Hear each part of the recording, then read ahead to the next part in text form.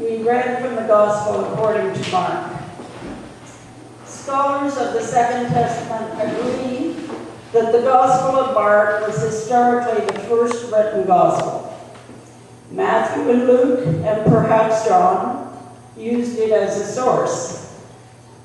John Mark, according to the early Greek papyrus, traveled with Peter to Rome and there became Peter's interpreter, accurately writing down all his reminiscences of things said and done by Jesus.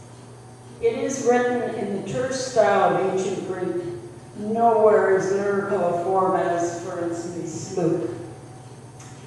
Scholars write about missing the mark, meaning that Mark often portrays the disciples in rather dense and lacking understanding, as in their hearts were hardened.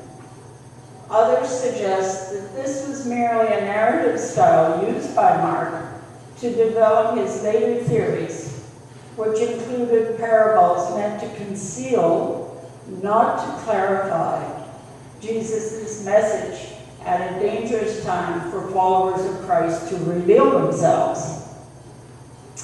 Whatever his purpose, the story we read today is one which contrasts the differences between following the letter of the law and living in the spirit of the law. As you know, the scribes and the Pharisees were the religious leaders of the Jewish community. The scribes had very academic and orthodox knowledge of Mosaic law and tradition. They were the elite among even the Pharisees, who tended to pride themselves on strict observance. Together they kept themselves apart from so-called ordinary fellow Jews, who sometimes failed to honor the many rigorous rites because the scribes and Pharisees considered themselves far superior. Pride is a dangerous thing. You can see how this group would develop antagonism to a radical like Jesus. An antagonism which fermented and grew as Jesus attracted followers and, in a sense, threatened their authority. The main reason they opposed him so bitterly was his mercy and compassion for sinners, like tax collectors, adulterers, and some people simply illiterate and ignorant of the law. I always wondered why tax collectors got such a bad rap. But in those days, of course, the tax collectors kept part of the money that they collected. That was the way they were paid. So they had become the sort of strong-arm mafia goons. Jesus, in this tale, called them hypocrites because they cared more about the ritual of washing their hands and food before meals, which at that time was not obligatory on all Jews anyway. Jesus chastised them by pointing out that it is what is in one's heart that is more important than the outer trappings. Thus, Jesus accused them of honoring God with their lips, while their heart was far from God. They obeyed the law merely to be seen and admired by others for self-glorification, which negated any good acts that they did do. Then Jesus turned to his ordinary people, followers, to explain his dialogue with the scribes and Pharisees. He assured them that it was not cultic and legal uncleanliness that really mattered, but rather a pure heart and conscience before God. So eating with unwashed hands or dishes did not defile anyone, nor did it make them unworthy before God, especially when you remember that water was not easily available everywhere in the Middle East then, nor now. These were poor people who had little access to resources.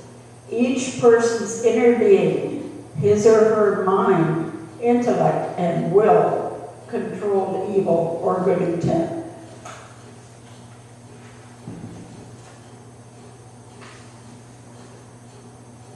The Pharisees and the scribes were well aware of this truth. They were educated and had learned that before anyone can break the commandments of God, he or she must make a conscious decision to do so. What is called an ares, or motive, for an act in our law. It was not their theology that was wrong, but their practice, which had become distorted and out of proportion. They had no divine jurisdiction to judge and condemn and excommunicate fellow Jews for such lapses as they were known to do. There are many Christian stories about hypocrites, unfortunately. There is one Christian story set in the Renaissance which always comes to mind about those in authority acting hypocrites. If you visit the Accademia Art Museum in Venice, there is a magnificent painting by the famous Italian artist Veronese that resembles the painting of the Last Supper. It was commissioned by the then Pope, but Veronese chose to paint some of the poor and disabled people of God in his painting. So he included a hunchback and a dwarf.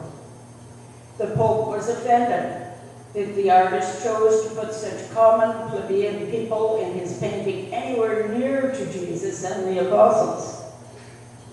As a result, the painting now hangs in the Accademia, not Vatican. It is called the House of Levi. Before we too become smug and judgmental of the scribes and the Pharisees, don't forget the times we have said one thing and done another for the sake of, for the sake of convenience or gain or peer pressure. There is no one among us who can afford to cast the first stone, because none of us is perfect, none of us is always pure of heart and free of guilt. Oh, I know, we say, well, I didn't mean to hurt them, nor did we, but somehow it happened. Remember, it was St. James who cautioned us to be doers of the word and not merely hearers, who deceive ourselves by going through the motions for the sake of appearances. Recently, I was reading award-winning author Karen Armstrong's book, 12 Steps to a Compassionate Life, a wonderful and inspiring book. Karen stated, to act or speak violently out of spite, chauvinism, or self-interest, to impoverish, exploit, or deny basic rights to anybody, and to incite hatred by denigrating others, even our enemies, is a denial of our common humanity.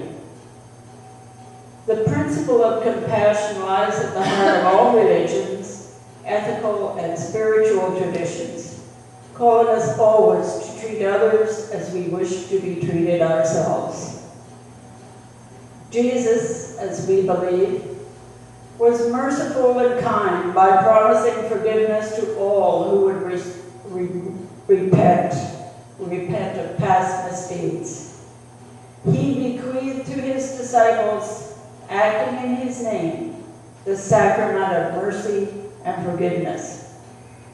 Even if, or perhaps when, we forget and dissipate the commandment of love, let us remember that we are not excluded as sinners were excommunicated by the Pharisees, and as they are by other authorities who excommunicate so-called sinners today. We may have shut the door on ourselves, but Jesus has given us the key with which to reopen it. Let us never be so foolish as to fail to use that key. Be honest with yourself and be true to your heart. God bless you all.